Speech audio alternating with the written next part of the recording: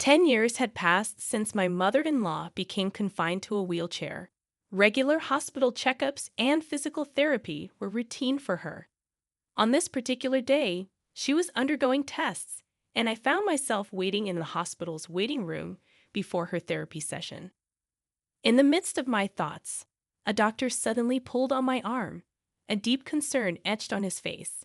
"I'm going to speak with her primary doctor about this," he announced.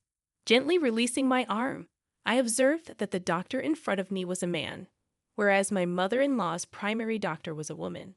Confused about the need for a doctor who wasn't her primary to discuss her case, I questioned the situation. The male doctor hastily grabbed my hands, realizing my suspicion. "There's something neither your mother-in-law nor her primary doctor should hear. That's why I only want to tell you," he explained. Intrigued, I took a step closer to him. "My name is Julie, a 37-year-old office worker. Recently, I've been working remotely for a small and medium-sized company. However, the doctor's revelation seemed unrelated to my mother-in-law's condition." He continued, "When I was a child, my mother left home, and I was raised by my father in a single-parent family. Despite my father's warnings about my mother being a spendthrift, I never felt lonely due to the love he showered on me. I eventually went to college and found a job, leading an independent life. 14 years ago, I married Mike. His mother warmly welcomed me into their family, treating me like her own daughter. However, tragedy struck when my mother-in-law was involved in a car accident, leaving her wheelchair-bound. Despite various caregivers, her condition deteriorated, and she expressed loneliness, prompting us to move back to care for her temporarily. As my husband and I visited her, she seemed relieved and began to smile. However, when we mentioned returning to work, her demeanor changed, and she didn't allow us to leave. My mother-in-law pleaded with desperation, her voice nearly hysterical. "No, please, both of you don't leave. Don't leave me alone." Attempting to calm her, I assured, "Mike really needs to return to his job, but I'll talk to my company and see if I can stay here a bit longer. I'll come back as often as I can. Just hang in there for me, Julie."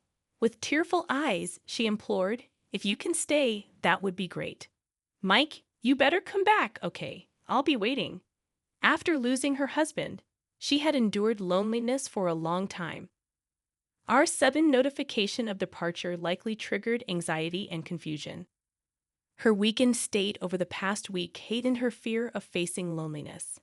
After discussions with my company, I decided to switch to remote work and operate from home temporarily to care for my mother-in-law. However, her aversion to being alone persisted. Even when I worked from home, she clung to me relentlessly. I couldn't let her be seen by my coworkers, and no matter how close we might be, she'd always be waiting where she could see me. It felt like I was under constant surveillance, leading to a growing sense of resentment. Meanwhile, Mike would come home on weekends and take days off during the week to assist with her care.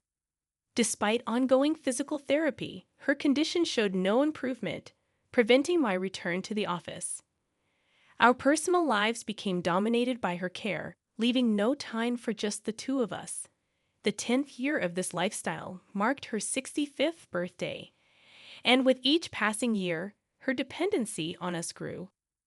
My husband, unable to bear the situation, reduced his visits year by year.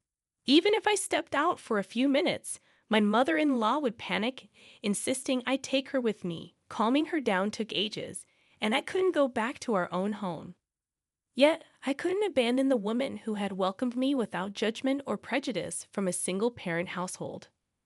Then, a pivotal moment arrived. During a routine checkup, I accompanied my mother-in-law to the hospital as always. Dr. Mia, a woman in her 30s, had been her trusted doctor for a decade. When my mother-in-law went into the examination room, a young male doctor named Ryan approached me. Startled, he said, "Excuse me, you're Sally's daughter, right?" Sally was my mother-in-law's first name. Ryan explained that he recently joined the hospital and worked in the same department as Dr. Mia. Intrigued, I replied, "Yes, I'm her daughter-in-law. What's going on?" Ryan apologized for the sudden approach and requested a moment to discuss something about my mother-in-law. Curious, I agreed, realizing her appointment probably wasn't over yet. Agreeing to Dr. Ryan's request, he led me to a small private consultation room not far from the examination area. Motioning for me to sit, he took a seat across a small desk, fixing his gaze directly into my eyes. "You're currently living with Sally to take care of her, right?" Dr. Ryan inquired.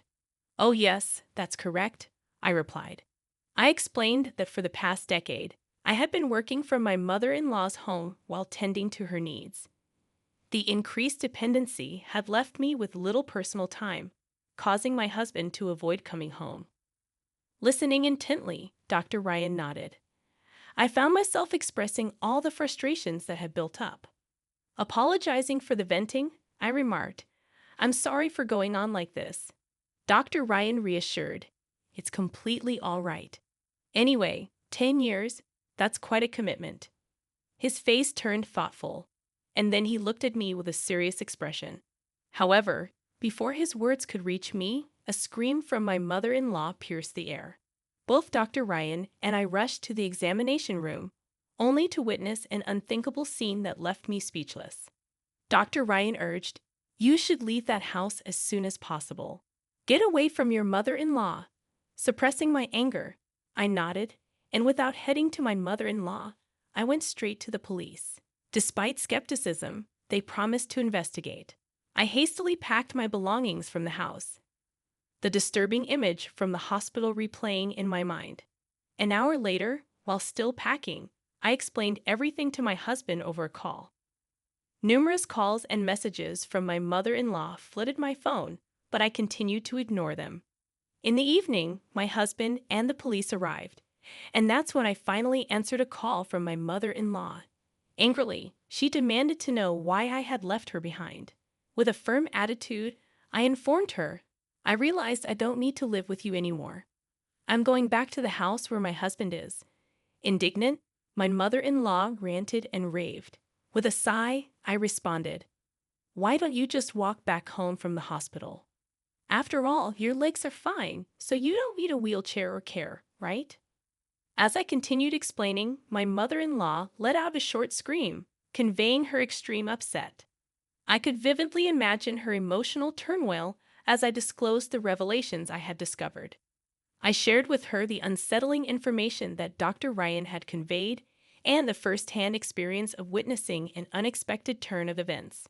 Dr. Ryan had revealed that recent tests showed no physical issues with the muscles or nerves in her body. Instead, he speculated that her belief in her inability to walk might be psychological.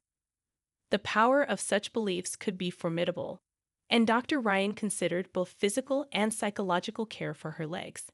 In his efforts to include me as a family member in the care plan, he had called me over.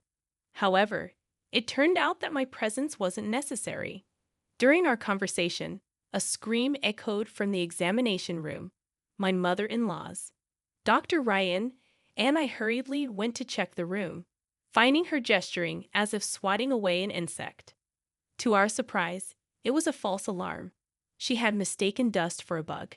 In a surreal moment, she picked up the motionless dust and walked to the trash can, revealing that she could walk without the need for a wheelchair or cane, moving with astonishing ease.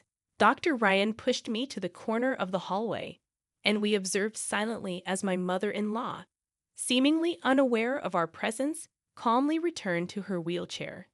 Dr. Mia entered the room, exchanged an envelope with my mother-in-law, and, acting nonchalantly, pushed her wheelchair toward the physical therapy facility. Stunned by the unfolding events, I stood frozen until Dr. Ryan gently shook me out of my daze. He advised me to leave my mother-in-law's house immediately, and I hurriedly packed, desperate to escape this surreal revelation. Throughout my narrative, my mother-in-law remained silent. Finally, with an audible sigh over the phone, she began to speak, perhaps realizing she couldn't evade the truth any longer. Acknowledging the car accident that initially left her wheelchair-bound, she admitted that thanks to treatments, she could walk with the aid of a cane about 5 years after the incident. Listening in disbelief over the speaker, my husband and I were stunned. What puzzled us most was the purpose of the 12 years we had spent caring for her. She expressed her fear that once we discovered she could walk, we would leave her side. Tearfully, she admitted, "Julie, Mike, I couldn't bear that thought. I feared losing you both, and that's why I kept up the pretense. I truly love you like my own daughter." My mother-in-law had often expressed her loneliness after Mike moved out and my husband passed away. Despite her repeated pleas, our hearts remained unmoved. While we understood her feelings, we believed the way she went about it was wrong. Apologizing, we explained, "We can't be by your side any longer. Sorry, Mom, Mike, but the way you went about it was wrong." I continued, expressing my own sentiments. "I've been taking care of you for the past 10 years while working. My colleagues have experienced promotions, marriages, and childbirth. Because of your care, I couldn't have a child of my own. I had almost given up on having kids, but now I feel like the past 10 years are in vain. Why did you deceive us to the point of having us care for you? We would have visited you during our time off. Why did it have to be this way?" Though I didn't mean to blame her, tears welled up as the words poured out. With my husband supporting me, I conveyed that I no longer intended to care for her. We decided to leave her house that day and cut off all contact. Despite her protests and hysteria, we hung up, contacting the police, who assured us they would begin an investigation. 2 months later, while at a hospital with my husband, Dr. Mia, my mother-in-law's supposed doctor, rushed over to us. We remembered her with fuller cheeks, but now she looked gaunt and fatigued. Curious about her presence, we reluctantly listened as she approached with a desperate look. Dr. Mia revealed that she knew all along that my mother-in-law's leg was healed. She had accepted money to provide a false disability diagnosis. The money was in the envelope she received from my mother-in-law that day. Due to a recent complaint by Dr. Ryan, the hospital discovered her forgery and fired her immediately. Furthermore, she faced potential arrest for fabricating medical records, and her medical license was likely to be revoked.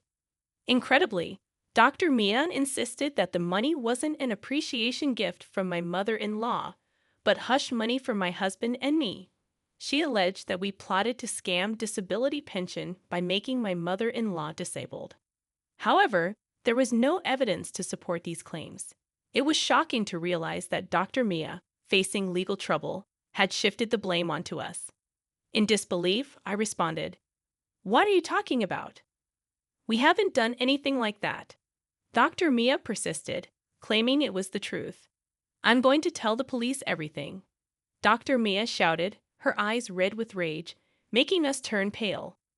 While her claims lacked evidence, proving our innocence would be challenging, and the mere thought terrified us. My husband and I were on the verge of tears when a woman approached us, standing between Dr. Mia and us, shielding us from her wrath. Aren't you the head doctor here? I urgently need to talk to you," she said. Upon seeing the woman, Dr. Mia turned deathly pale, quickly putting on a forced smile and approaching her with flattery. The woman glaring at Dr. Mia was the head doctor of the hospital, and she was Yvonne, my mother. Yes, my mother, from whom I was separated as a child due to her divorce, was now a doctor and held a prominent position in a major university hospital. She was one of the people advocating for revoking Dr. Mia's medical license upon learning about her misdeeds. "Oh, you're related. In that case, could you please just hear me out?" Dr. Mia begged, trying to invoke my mother's sympathy. However, my mother shook her head, stating, "Don't mess with me. You and Sally have been deceiving the hospital and the authorities for 10 years, keeping my daughters confined at home. Sally kept them at home because she was afraid to be alone. You, on the other hand, funded your debts from your nightlife with Sally's disability benefits. You frauds need to face appropriate punishment and make amends." Dr. Mia's plea was abruptly dismissed, and realizing there was nothing she could do, she slumped to the ground in despair. Whispers and stares from those around us focused on her, and we couldn't help but watch with indescribable feelings. Suddenly, a strong pull came from behind, startling me. I turned around to find, astonishingly, my mother-in-law standing firmly beside my father. My father angrily shouted at my mother, demanding, "What have you done to Julie?" I was taken aback, wondering why my father was there and why with my mother-in-law. When I heard that Sally was looking for Julie, I wanted to help. "You moved to a place without telling me, and I thought I would meet you if I followed Dr. Mia," my father explained. The reason I hadn't told my father our whereabouts wasn't just because of the family connection between my mother-in-law and him. Since my mother-in-law's car accident, I had asked my father to look after her when I was out for work. During those times, they became close and started dating secretly behind our backs. I had found out about this last year, suspecting their relationship when I saw them talking closely at my in-laws' house. "Give Julie back. I won't let you take her away," my father yelled at my mother, an intensity I'd never seen before. Brushing off his grip, I shouted, "Stop it. I know all the stories you told me about Mom are lies." My father's face went pale at my revelation. Since the divorce, he had been feeding me lies about my mother to ensure I didn't want to meet her. The stories about her treating him like a slave or leaving him for a younger man were all false. My mother, an accomplished doctor, always had a busy schedule, and my father knew this when they married. However, after I started daycare, his attitude shifted drastically. Blaming her for our lack of family vacations, he decided to divorce her, claiming she wasn't a good mother. On my 4th birthday, my father suddenly took me and left home. In reality, it was him who left, not my mother. Following the divorce settlement, even though my mother had a decent income, she couldn't guarantee time for raising me. My father was nominated to live with me. However, my mother had been sending a substantial amount in child support every month. I didn't know this until I met my mother. Even after becoming a single parent, my father ensured I didn't want to see my mother by portraying her in a negative light with false stories. It seemed that my mother wanted to see me, but most of the time, she was overseas for training or research. She kept sending me letters from overseas that my father kept refusing, hiding the letters. There were times when it seemed they might meet, but something always came up. Either my mother got an emergency call at the hospital, or my father would come up with an excuse to cancel at the last minute. I had been told since I was young that my mother couldn't be reached, or that no one knew where she was. It turned out that was a lie. The reason my father could afford to travel once every 2 months and pay for my high school and college tuition was thanks to the child support money from my mother. Our comfortable life was all thanks to her. So the story of my father working late nights was also a sham to make it seem like he was struggling with parenting. He'd work a regular 9 to 5 job, then spend nights somewhere, coming home only in the early morning. When my father yelled, "Where's your proof?" my mother calmly showed him a mobile bank app, saying, "This is how much I've transferred to you over the years for Julie, and your company unusually has strict policies against second jobs, so it was impossible. I can confirm with them if you'd like." My father crumbled, and my mother-in-law tried to comfort him. Seeing my father like this made me realize that I had been lied to my entire life. While the truth was shocking, I felt more anger than anything else. I said coldly, "Thanks for everything, Dad, but it's time to say goodbye." Saying that, my father clung to me, and my mother-in-law said, "Julie, your dad did everything he thought was best for you." No, he did it for himself. He lied about struggling as a single parent, using the money from my mom. And you lied to my husband and me, trying to bind us to your home. Both of you are a perfect match for your lies. Please stay away from us. With no excuses left, my father and my mother-in-law were speechless. Ignoring their stunned faces, we left the hospital with my mother. Later, Dr. Mia was arrested and lost her medical license. She had forged medical documents multiple times and was sentenced to imprisonment. Additionally, the hospital she worked for is suing her for defamation. My mother-in-law had bribed a doctor for a fake diagnosis, leading to her having to pay back all the pension money she received with interest. She's also facing fraud charges, as informed by the police. Mike says he's cut ties with her, so he's not bothered about her future. I'm trying not to care either. As for me, I realized I had been somewhat dependent on my mother-in-law. Feeling betrayed sent me into a mental spiral, so I've been seeing a therapist at the hospital where my mother works. Regarding my reunion with my mother, when I was getting a referral at my previous hospital, the doctor's name I was referred to was the same as my mother's. To my surprise, it was actually her. My mother was skeptical when she saw a patient named me, but during the consultation, she realized it was me. Our reunion can only be described as miraculous. I can't be treated by my mother due to hospital rules, but she supports me from behind the scenes. I've been back to my job at the office while still attending therapy. When visiting Dr. Ryan, who informed me of the truth about my mother-in-law, I heard that he and my husband were old high school buddies. We now often hang out with Ryan visiting our place, and everything feels like old times. It may be hard for me to forget how I was tied up by my mother-in-law and my father. But my husband, my mother, and Dr. Ryan always encourage me to take things easy and do what I want. Thanks to that, I'm planning trips with my friends or going to cafes by myself.